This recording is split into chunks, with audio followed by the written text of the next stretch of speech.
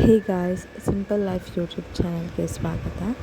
So ಈಗ ಎಲ್ಲರೂ ಹೇಗಿದ್ದೀರಾ? ನಾನು ಇಲ್ಲಿ ನಿಮಗೆ ಅವರೆಕಾಳು ಸಾಂಬಾರು ಈಸಿಯಾಗಿ ಹಾಗೆ ರುಚಿಕರವಾಗಿ ಹೇಗೆ ಮಾಡೋದು ನನ್ನ ಶೈಲಿಯಲ್ಲಿ ಅಂತ ಹೇಳೋಕೆ ಬಂದೆ. ಸೊ ನೋಡಿ, ಈ ಸಾಂಬಾರು ಹೀಗೆ ಬಂದಿದೆ.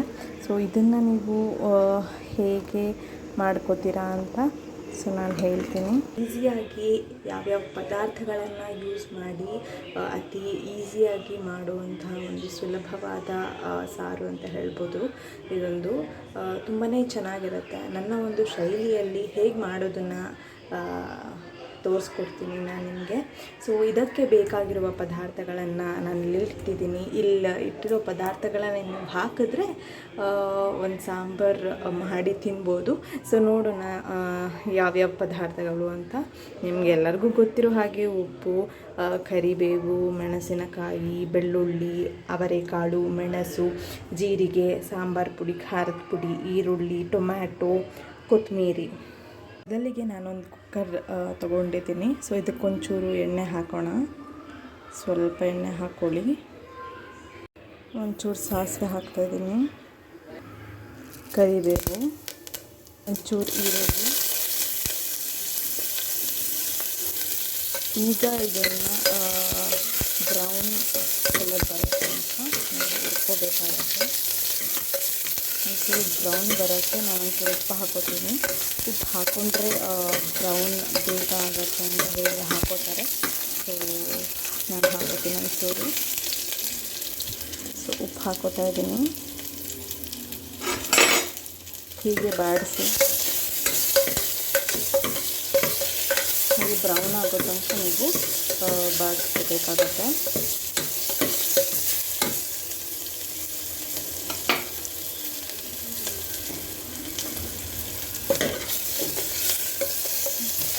ನೋಡ್ಬೋದು, ಬ್ರೌನ್ ಆಗಿದೆ, ಚೂರು ಬ್ರೌನ್ ಆಗಿದೆ. ಸೊ ಸಾಕು. ಈಗ ಅವರೆಕಾಳನ್ನ ಹಾಕೋಬಿಡೋಣ. ನಾನು ಎಷ್ಟು ಜನಕ್ಕೆ ಸಾಂಬಾರು ಬೇಕೋ ಅಷ್ಟನ್ನು ಅವರೆಕಾಳನ್ನ ಹಾಕೋತಾ ಇದ್ದೀನಿ.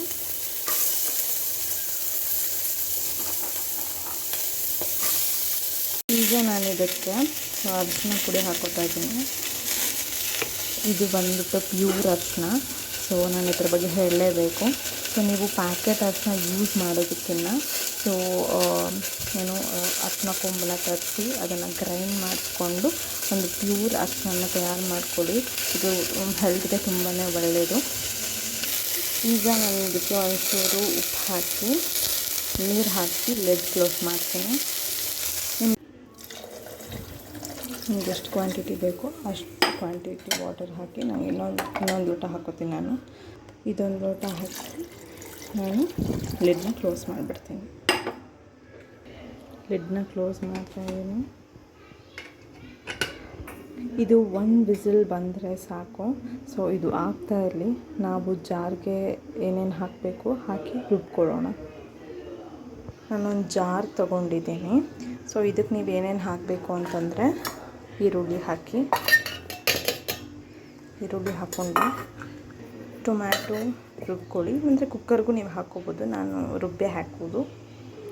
ಕೊತ್ತಂಬರಿ, ಒಂದು 5ರಿಂದ 6 ಮೆಣಸಿನ್ಕಾಯಿ, 4ರಿಂದ 5 ಬೆಳ್ಳುಳ್ಳಿ ಒಪ್ಪುಗಳು, ಒಂಚೂರು ಜೀರಿಗೆ ಹಾಕೋತಾ ಇದ್ದೀನಿ, ಮೆಣಸು ಹಾಕೋತಾ ಇದ್ದೀನಿ, ಖಾರದ ಪುಡಿ ನೋಡ್ಕೊಂಡು ಹಾಕ್ಕೊಳ್ಳಿ. ನಿಮಗೆ ಜಾಸ್ತಿ ಖಾರ ಬೇಕು ಅಂದರೆ ಜಾಸ್ತಿ ಖಾರದ ಪುಡಿ ಹಾಕ್ಕೊಳ್ಳಿ, ಕಮ್ಮಿ ಖಾರ ಬೇಕು ಅಂದರೆ ಕಮ್ಮಿ ಹಾಕ್ಕೊಳ್ಳಿ. ನಾವು ಜಾಸ್ತಿ ಖಾರನೇ ತಿಂತೀವಿ, ಸೊ ಖಾರ ಹಾಕೋತಾ ಇದ್ದೀನಿ. ಸಾಂಬಾರು ಪುಡಿ ನಿಮಗೆ ಎಷ್ಟು ಕನ್ಸಿಸ್ಟೆನ್ಸಿ ಬೇಕು ಆ ಹದಕ್ಕೆ ಬರೋಂಗೆ ನೀವು ಸ್ಪೂನ್ ವೈಸ್ ಹಾಕೋಬೇಕಾಗತ್ತೆ. ನಾನಿಲ್ಲಿ 2 ಸ್ಪೂನ್ ಹಾಕ್ಕೊಂಡಿದ್ದೀನಿ. ಇನ್ನೊಂದು ಹೇಳೋದು ಮರೆತುಬಿಟ್ಟೆ. ಸೊ ಹುಣಸೆ ಹಣ್ಣು ಹಾಕ್ಕೊಂಡ್ರೆ ನಿಮಗೆ ತುಂಬಾ ಒಳ್ಳೆ ಟೇಸ್ಟ್ ಸಿಗುತ್ತೆ. ಅಂದರೆ ಹುಳಿಯಾಗಿ ಸಾಂಬಾರು ಚೆನ್ನಾಗಾಗುತ್ತೆ. ಸೊ ಇದನ್ನು ಹಾಕಿ ಒಂಚೂರು ವಾಟರ್ ಹಾಕಿ ಗ್ರೈಂಡ್ ಮಾಡಬೇಕು. ಒಂಚೂರು ವಾಟರ್ ಹಾಕೋತಾ ಇದ್ದೀನಿ, ಇದು ಗ್ರೈಂಡ್ ಆಗೋಷ್ಟು. ಇನ್ನೊಂದು ಮರೆತುಬಿಟ್ರೆ ಫ್ರೆಂಡ್ಸ್, ಅದು ಬಂದು ಇದು ಆಪ್ಷನಲ್ಲು. ಸೊ ನಿಮಗೆ ಕೊಬ್ಬರಿ ಬೇಕಂದರೆ ಹಾಕೋಬೋದು, ಇಲ್ಲಾಂದರೆ ಹಾಗೆ ಕೂಡ ಮಾಡ್ಬೋದು. ಸೊ ನಾನು ಹಾಕೋತಾ ಇದ್ದೀನಿ. ಒಂಚೂರು ಕನ್ಸಿಸ್ಟೆನ್ಸಿ ಚೆನ್ನಾಗಾಗತ್ತೆ. ಸೊ ಹಾಕ್ಕೊಂಡೆ, ರುಬ್ಕೊಬಿಡೋಣ. ಸೊ ನೋಡಿ ಗಾಯ್ಸ್, ರುಬ್ಕೊಂಡಿದ್ದೀನಿ. ತುಂಬಾ ಚೆನ್ನಾಗಾಗಿದೆ ಪೇಸ್ಟು. ಸೊ ಲಿಡ್ನ ತೆಗೆದಿದ್ದೀನಿ ಗಾಯ್ಸ್. ನೋಡಿ ಹೀಗೆ ಬೆಂದಿರುತ್ತೆ. ಈಗ ಇದಕ್ಕೆ ಮಸಾಲೆ ಹಾಕೋಣ. ಸೊ ಈ ಒಂದು ಮಸಾಲೆ ಅವಾಗೆ ರುಬ್ಕೊಂಡ್ರಲ್ಲ, ಆ ಮಸಾಲೆನ ಹಾಕೋತಾ ಇದ್ದೀನಿ. ಫುಲ್ ಹಾಕೋಬಿಡಿ.